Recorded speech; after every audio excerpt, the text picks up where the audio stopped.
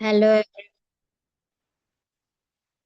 hello everyone, and I'm back with the static part. I think every 2 to 3 days I will give you some current updates, and but now I'm starting with the static part, which I have left 2 days before. और I think अपने सब पढ़ लिया था 1793 acts का। आप लोग को पता था कि एनुअली कितना देना था anybody in the comments please. और कितना टाइम के लिए एक्सटेंशन हुआ है charter act of 1793, please give in the comments. I will check the comments and I think let's start. और आई थिंक आप लोगों को एनिमेशन वीडियोस ज्यादा पसंद आ रहा है, but we need also the man we can explain all the things. Animations तो ज्यादा नहीं कर पाएंगे, we are the new channels, but will try, no worries. आपका रिस्पॉन्स देके विल ट्राई।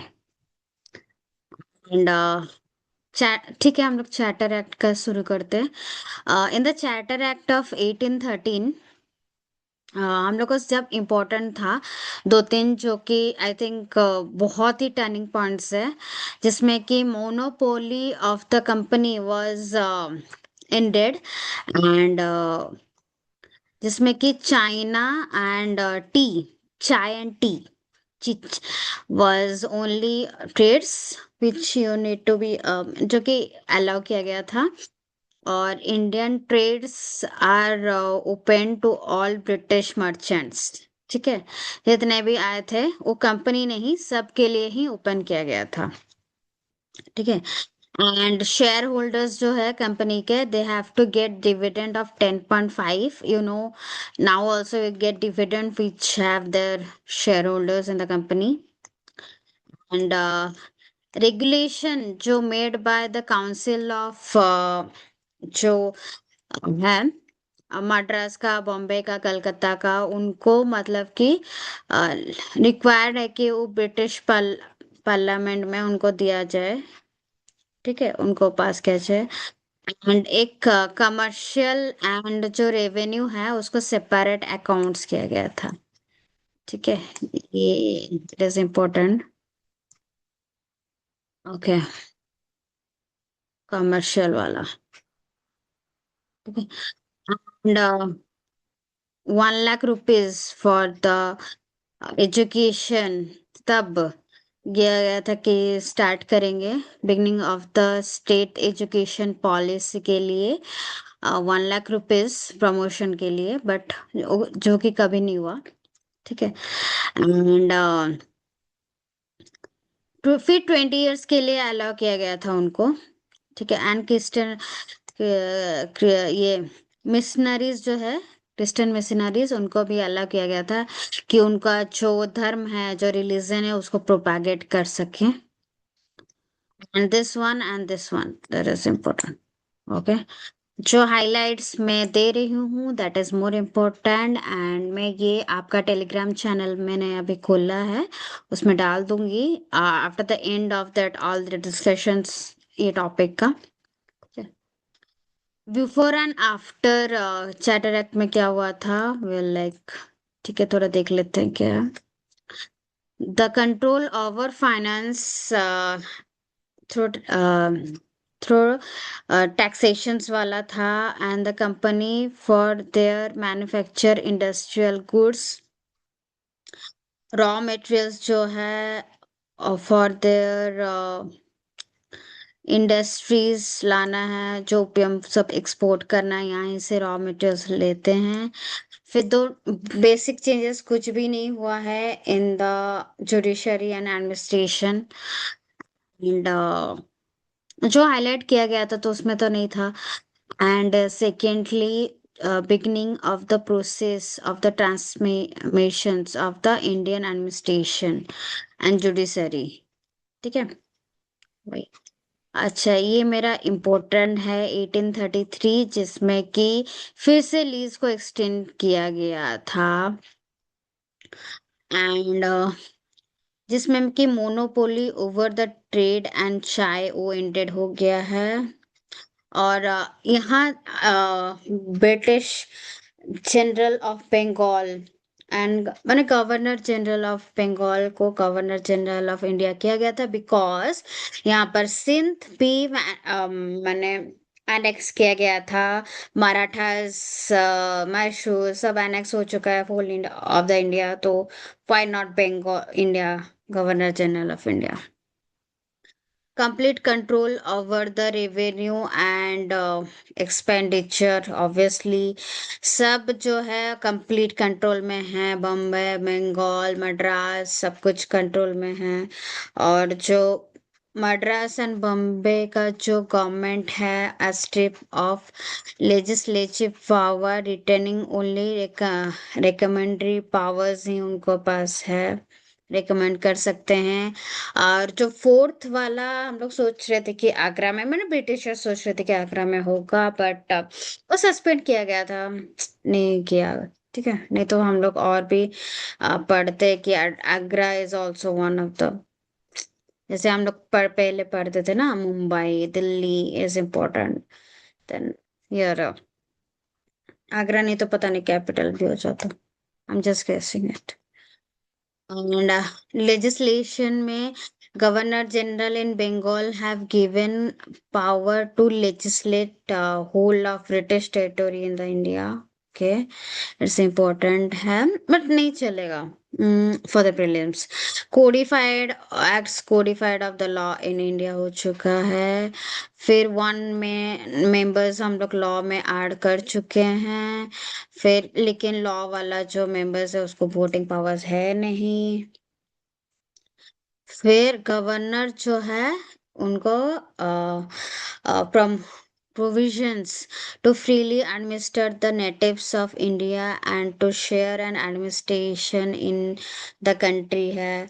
फिर मैं कर सकते हैं। फिर जो नो इंडियन सिटीजन्स हम लोग अभी भी आर्टिकल 15 हुआ जो कि हम लोग यूज करते हैं उसी की तरह कि कलर में, या कलर ब्रिटिशर है तो कलर ही देंगे।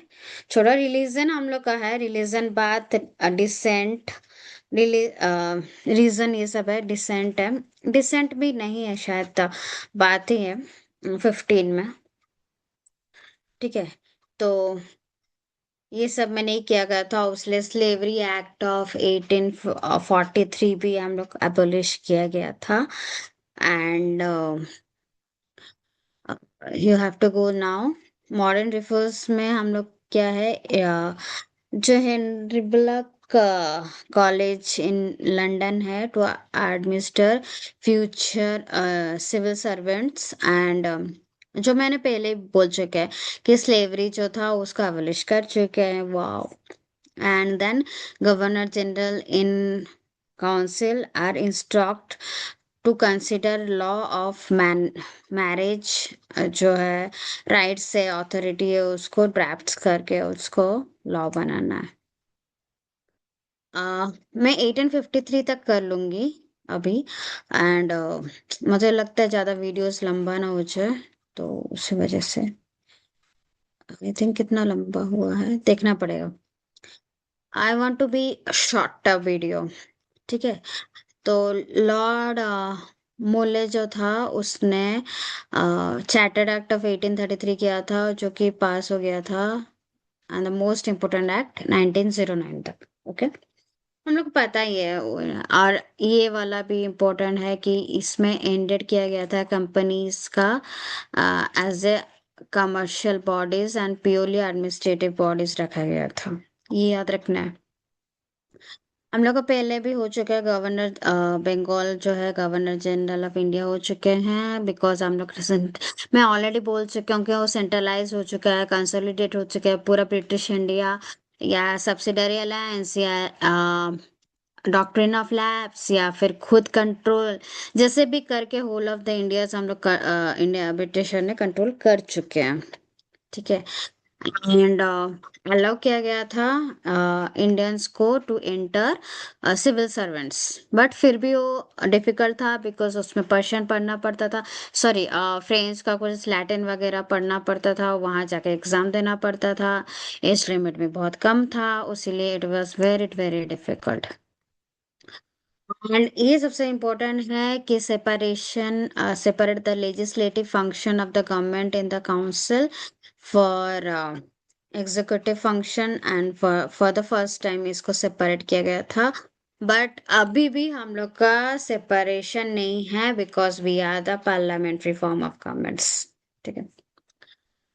And chartered act of 1853, chartered act मैं खत्म कर लूँ, फिर I think I will end the videos. लंबा वीडियोस कोई देखता नहीं। Last of the charter act, और इसमें एक्चुअली ब्रिटिशर का इतना मेरा बुरा बुरा हाल होता है, मतलब जो लोगों को फिक्स किया गया था कि नहीं इसको कंटिन्यू ही करेंगे चार्टर एक्ट को, और उसको मैंने कि 20 ईयर्स के लिए नहीं करेंगे, लेकिन आ,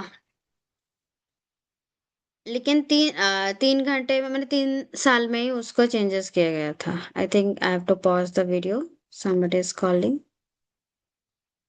सेकेंड। सॉरी, उसने बोला था कि बाद में कल कॉल करने के लिए, sorry my friends. I was mistaken. Okay. तो फिक्स नहीं किया गया था, एंड 3 साल और 5 साल में ही चेंज किया गया था।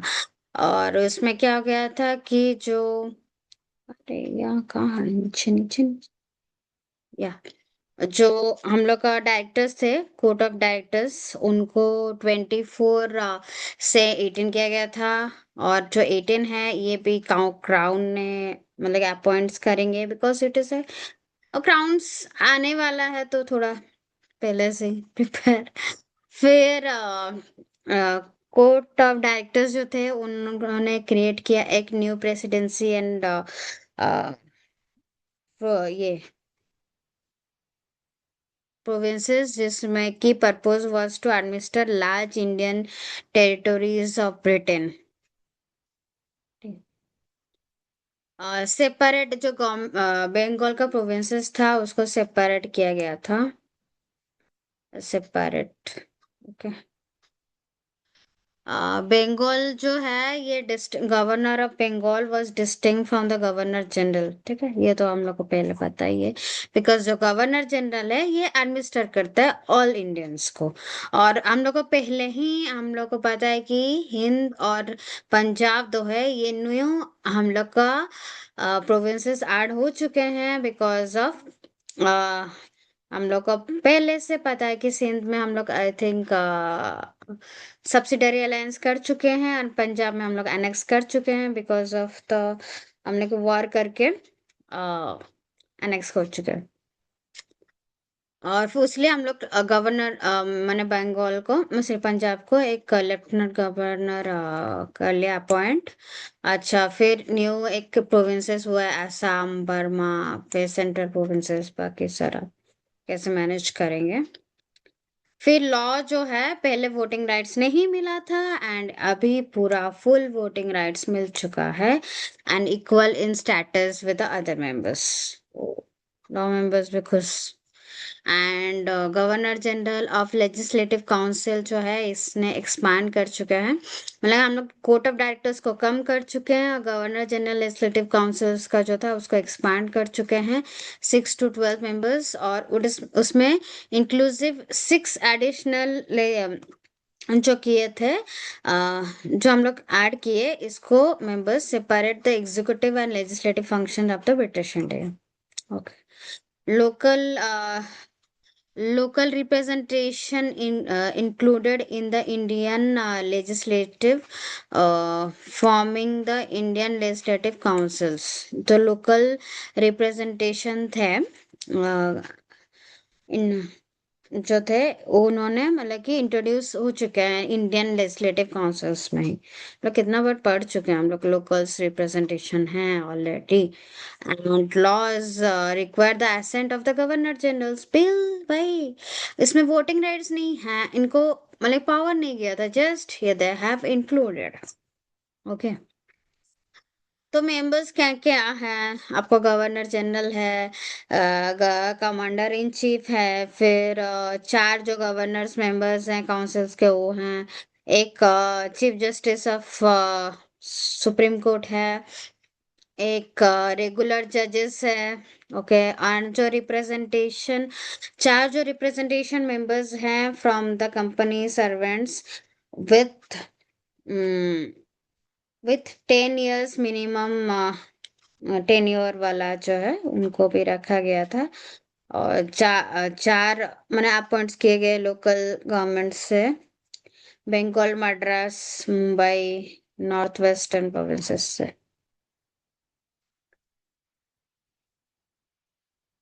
ओके। आ, अच्छा, तो हम लोग सिग्निफिकेंस क्या है कि एक सेपरेट किया गया था, वो वाला क्या, सेपरेट किया गया था लेजिस्लेटिव एंड एग्जीक्यूटिव फंक्शंस वाला। ये चलेगा। सेपरेट किया गया था, लेजिस्लेटिव एग्जीक्यूटिव फंक्शंस सेपरेट हो चुके हैं। और मॉडर्न पार्लियामेंट का जो है इसको किया गया था, बट आई थिंक अभी भी वो सेपरेशन नहीं हुआ है। चलो, मिनिमम पार्लियामेंट्स है, मिनी पार्लियामेंट्स है। एंड लोकल रिप्रेजेंटेशन कहाँ कहाँ से? Bengal, Mumbai, Madras, north western provinces से आए हैं। And introduction of Indian civil servants and open to all Indians. Wow, recommendation open and fair competition now also. Quick facts क्या क्या है थोड़ा देख लेते हैं। एंड वारन हेस्टिन जो है ये last governor and first governor of, governor general of Bengal है। William Bentinck first governor of British India है। और यहाँ पर नहीं दिया है, बट वाइस रॉय जो कनिंग थे वो last governor general of India and vice Roy. ठीक है। एंड सिटिंग वाले जो है फोर्ट विलियम में है, और फर्स्ट जो है एलिफेंट इमिली है। And appeal against Supreme Court foot lies with the king in Bangkok. Council OEM. Important. Oh, I think I should end the video. In the next, I will give you the just brief introduction of that British economic policy. Then we'll come after sepoy मिटेनी कर लेंगे, फिर after sepoy मिटेनी जो changes हुआ है वो फिर next videos में, subsequent videos में लाऊंगी। And please subscribe my channels, and मैं नीचे में टेलीग्राम चैनल का लिंक दे दूंगी, प्लीज उसमें भी सब्सक्राइब कर लीजिए ताकि आपको इम्पोर्टेंट कंटेंट्स मिलते रहे। Thank you and good night. I am just इसमें लेट में ही मैं वीडियोस अपलोड कर रही हूँ। थैंक्स।